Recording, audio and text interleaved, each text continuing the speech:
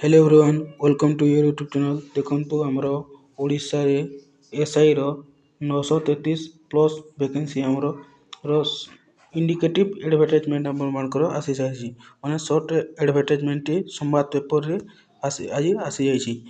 तो चलते देखा यह विषय कौन आमर ये शॉर्ट एडवर्टाइजमेंट रे लिखा अच्छी। देखो Odisha police recruitment board Bhubaneswar indicative advertisement for combined competitive requirement examination of 933 post in rank of SI of different post।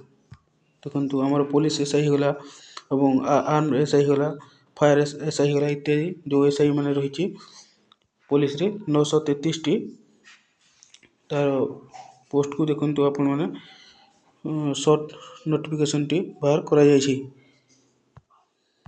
देखो यार जो सिलेबस होगला एग्जाम पैटर्न होगला किंबा केबेठारु एग्जैक्ट डेट केबेठारु अप्लाई हेबो तार एलिजिबिलिटी क्राइटेरिया कोन रहइबो इत्यादि को बहुत शीघ्र हमर ओडिशा पुलिस वेबसाइट रे अपलोड हेबो बोली एथरे कहिछि। Available in Odisha police website very सून।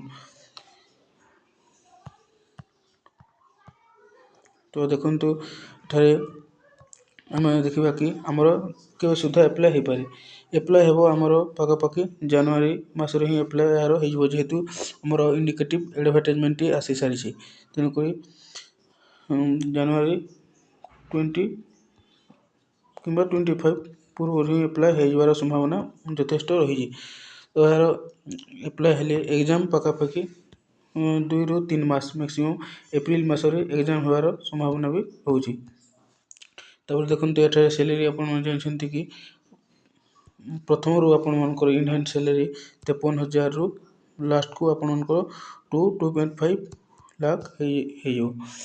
देखो तब यार एजुकेशनल क्वालिफिकेशन ग्रेजुएशन ही रहिबो एवं सिलेबस एवं एग्जाम पैटर्न सिलेबस एवं एग्जाम पैटर्न रे जो पूर्वर एसआई बाहरी थिला से अनुसार हो पारे केवल इंग्लिश उड़िया एवं जीके एवं रीजनिंग या को नहीं हो पारे sorry English Odia GK computer या को नहीं हो पारे किंबा सिलेबस रे किसी चेंज मध्य हो पारे।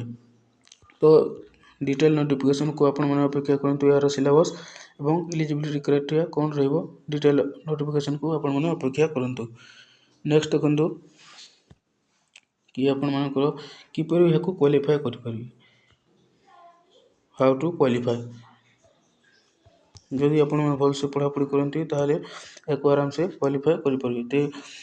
से आपण मैंने निजे प्रथम तो निजे पढ़ी पारे निजे पढ़ी के सब बही पत्र निजे पढ़ी के क्वालिफाई करेंगे। एवं यदि आपण मैंने केमिति पढ़े कौन पढ़े क्यों बही पढ़े क्योंटा केतेरू जीके कौटे पढ़े केते पर्यंत पढ़े इत्यादि माने पढ़ा को असुविधा हो जापर ना आपण मैंने गोटे पेड बैच किंबा जेकोसी बैच यूट्यूब रे मध्य फ्री रे पढ़ी पारे किंबा पेड बैच मध्य नहीं पारे। तो यह जदि आपण क्यों बही पढ़े क्योंटे केमिति करेंगे बुझे हो नहीं ताहले आपण मैंने पेड बैच रे बहुत सुविधा हेबो और जदि आपण मैंने सब बुझी पारछंती निजे निजे पढ़ी के मध्य क्वालिफाई करि पारिबे। So thank you.